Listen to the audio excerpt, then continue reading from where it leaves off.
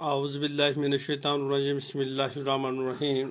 मेरे अज़ीज़ तलबा तालिबात अस्सलाम वालेकुम रहमतुल्लाहि व बरकातुहू।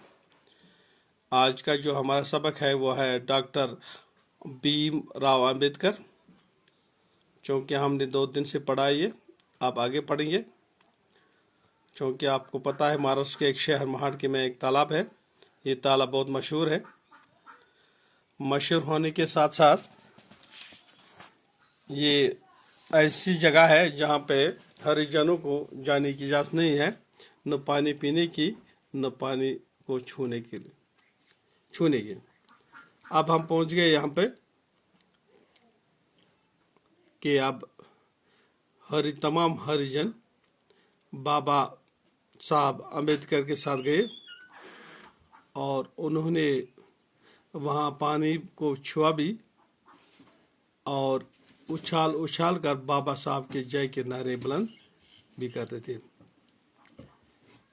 अब हम पहुंच गए सफ़ा नंबर 85 पर। यह सबक है उर्दू का और जमात पंजुम के लिए है। तो ये हम निकालेंगे ये पेज नंबर 85। ये बाबा साहब कौन थे?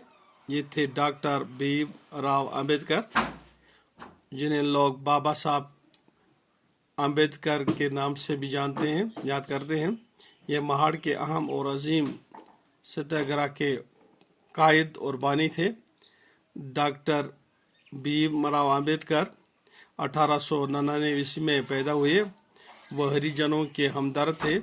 उन्होंने मुल्क में हरिजन समाज को जगाया और इनके दिल से खौफ व हरास दूर कर दिया।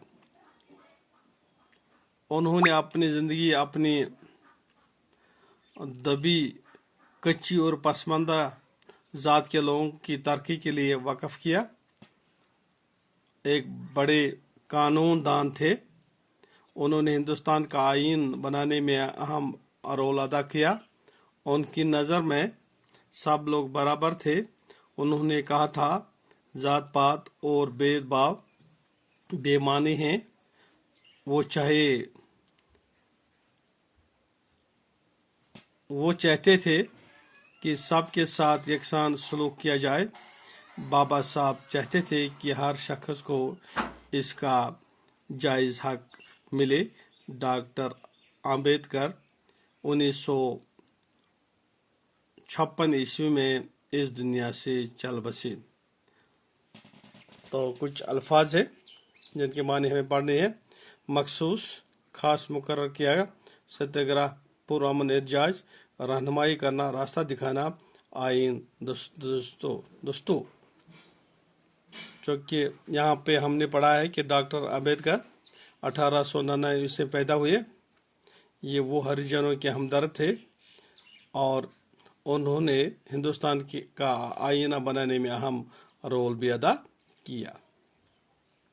आखिरकार डॉक्टर भीम राव अम्बेडकर 1956 ईस्वी में इस दुनिया से चल बसे। आज का बस इतना ही सबक है।